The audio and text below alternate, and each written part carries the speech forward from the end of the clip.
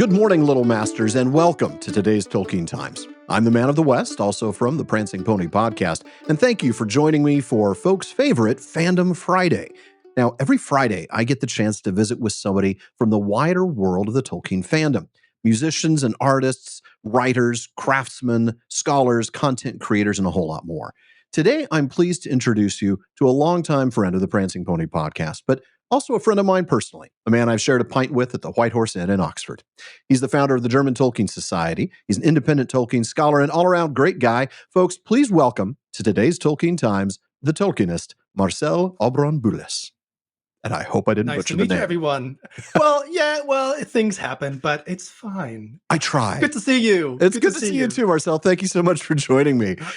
You've been a very busy man lately with a couple of projects that you're working on. Yeah. The Tolkienist, of course, is one of the OG Tolkien blogs. I remember reading it way back before Sean and I started the podcast. I want to say maybe 2012, but that's not all, is it? Tell me about your Roving Ranger newsletter and how folks can get that.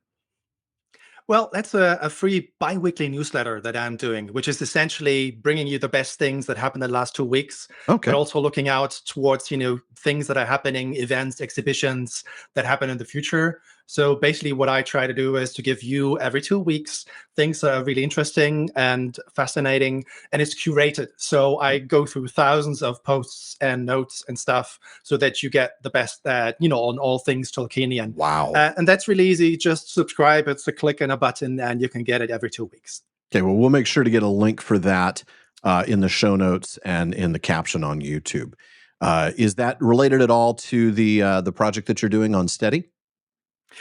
Yes, indeed. It's some of you may remember that I started out with the crowdfunding site Patreon some time ago, but I realized that for me, the German crowdfunding provider Steady is a much better solution, and they provide, for example, free newsletters. So that's what I can do there. So you can get it for free, but you can also do crowdfunding at the site as well. And I'm writing, stuff behind, the curtain on all things Tolkien as well. So you can support my newsletter there, but you can also find out stuff that you will only get with me about Fingolfin's findings. I've just reached number 50, which is like little nuggets of information people have never seen before. Like Christopher Tolkien was nominated for a Grammy. Not many people know that. Christopher Tolkien was nominated for a Grammy.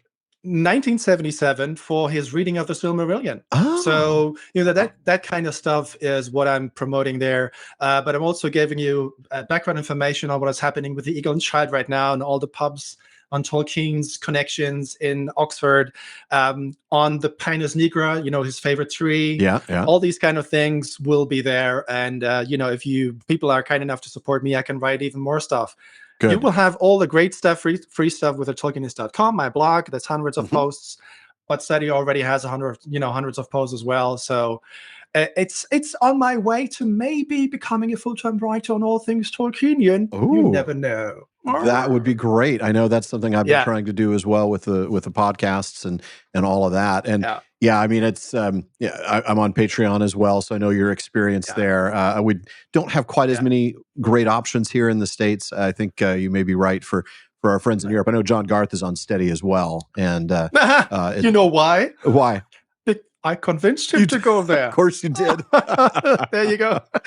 Well, I'm proud to support you both. So, folks, lovely. Thank you so much. There will be a link to Marcel's Steady page, and if you have the ability, I would certainly encourage you to please support his writing. He is a fantastic writer, folks. So be sure to check out his blog. Now, the thing, Marcel, is you're not just a speaker. You're not just a writer.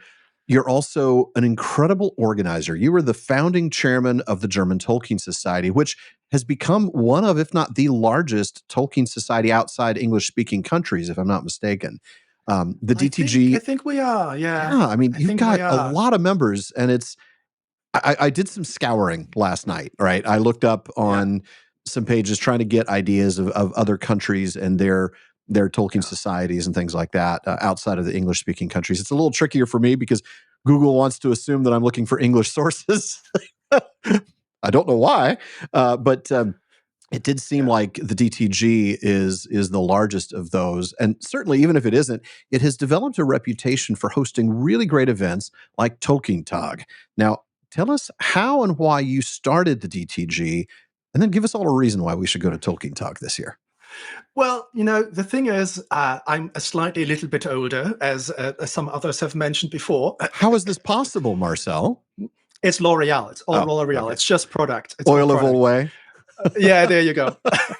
So I've been a Tolkien fan, and I've been a Tolkienist for 30 years. And to me, the definition of a Tolkienist is by now something of a Tolkien activist. Okay. So, you can bring people together. Yeah. And I went to Oxenmoot for the first time in 1994. So I went to Oxford because, Tolkien fan, you have to go. Well, there. right. It's You amazing. did the pilgrimage, yeah. Well, as you do. And I met at some of the room parties, I met a Finnish guy who was, by the time I met him, a bit drunk because he had brought his own Finnish vodka, as they do. And he told me that, oh, well, in Finland, every major city has a Tolkien society. And I said, what? Oh, really? And I checked with the Finnish Tolkien Society last year. That's bollocks. It's nonsense. He just lied to me. But at the time, I was well, he didn't lie to you. The vodka lied to you. But yeah. Well, and every major city has like a Regulus table. So the Finns have Tolkien fans throughout the country, right? Yeah. But not societies. Anyway, I assumed that a 5 million people country, very tiny, very small, and then there's a Federal Republic of Germany with 80 million, and we didn't have one. And I have to say, I was a little bit miffed. And basically that's what I did. So I started Regulus table with a role-playing society, a registered charity. And then when I realized, I'm not the only Tolkien fan, I just started the German Tolkien Society as a student at the University of Cologne. And it's gone from strength to strength. Yeah, and there are now 3 Tolkien societies with more than 1,000 members. That's UK Tolkien Society, obviously, the biggest one. Yeah. It's the German Tolkien Society with more than 1,500. And congratulations to the Spanish Tolkien Society on being more than 1,000 members last year. Okay. So, yeah, that was one of the other larger ones that I was spotting. Yeah. I thought they might be right behind you. And they're nuts. Grüße nach Spanien. Welcome to Spain. They have tons of great little small Regulus tables that are just, thriving with live and ideas. And they actually have a competition for the annual meeting. So if you run the annual meeting for all of the society, the Regulus tables have a competition going. Who's the best? Oh. I mean, that is insane. Wow, that is. But it's great. It's fantastic. So you see Tolkien societies and Tolkien fans all over the world do so much great work. And I just, started organizing things because I love doing that. Yeah, absolutely. Yeah. So what about Tolkien Talk? Tell us a little bit about that, how it got started. Because you were involved in that too, weren't you? Well, yeah, tiny little bit. Well, the thing is, Tolkien Talk today is the biggest Tolkien-inspired event in the world. It's like, next time it's going to be like 12,000 people or something. That's over a weekend. So many people. You will have cosplay, unimaginable great cosplay. We have the Gate of Rohan of Edoras rebuilt 1-to-1 size. On the camp of the Rohirrim, we have Lake Town. We have Lake Town destroyed. We have an elvish forest. We have the Haradrim have a ship on the there. You can stand on a ship as an Haradrim and take photos. Wow. The program, the lecturing, the stuff, the podcast, it's just absolutely amazing. And that part of Tolkien Talk happened because Tolkien Talk is an idea, it's a concept. Right. Every Regulus table can do a Tolkien Talk. It doesn't have to be huge. It can be like 100 people in a cultural center, in a youth hostel, in a library, right? You just come together for a weekend, and that's 200 or 300 people, whatever. And I did that for quite a long time. And then at one point in Cologne, a very young man called Sebastian, he was 15 or 16 or something, came up and said, hello, I'm a Tolkien fan. I love the runes of the dwarves, and I want to do a Tolkien Talk as well. And now we're 20 years later, and Sebastian is the main organizer of the Tolkien Talk at the Lower Rhine, and it's the biggest thing in the world. So, it is. It's really, you can see whatever you do 10 or 20 years ago, it's just a spark. Yeah. And that's what I love about Tolkien fandom. Someone starts something, people come in, and they just work together to do something really amazing. And that's Tolkien Talk for you. So you should definitely get there this year. I know. I really, I know. I'm trying to figure out whether it's an option for me this year. I would love to, but if not, I will go. It just might not be this year, but man, that sounds amazing. What a cool opportunity. And yeah, folks, if you can go, by all means, please do. And I guess I'm going to have to put a lot of links in the show notes and captions this time around. So, last question. Do you have any other projects going on? I mean, honestly, you're probably the busiest person I know in the Tolkien fandom. And I say that as the co-host of 3 podcasts and the co-author of a book. So, yeah. Well, the thing is that, I co-founded or founded 6 Regulus tables as well in Germany, and two in the last 2 years. Yeah, well, if there are 6 people in a pub and they all like Tolkien, that's a Regulus table. You just gotta do it. Yeah. So when Marcel is at that particular table, he may mention, "Oh, you could maybe you," and then it just happens. That's what I do. I just go places and ask people. It's not so much work. If you need help, I can help you. The German Tolkien Society will help you. Just go nuts, go bananas, just do it. And the same thing goes for the first ever PJ film trilogy convention in the world was RingCon. And I co-founded that in 2002.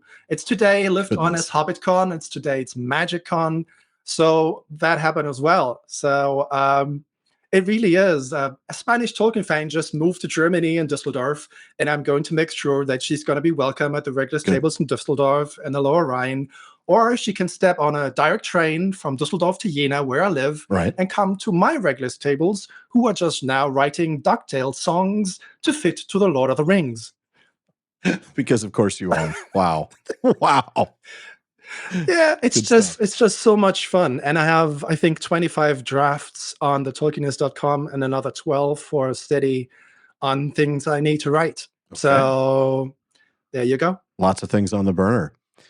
Anything, I know we talked about this before in the show, so maybe you haven't gone any further with it, but I know you're working on an audio project that we talked about when you hosted the podcast with me last year.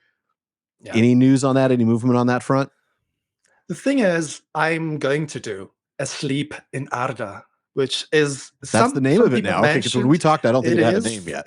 It had a name. It now has a name, and I've done a first trial run for the members, with my steady crowdfunding site. Okay. And it essentially is, I'm going to read out all the Tolkien Gateway, the 100 top Tolkien Gateway entries on the sites.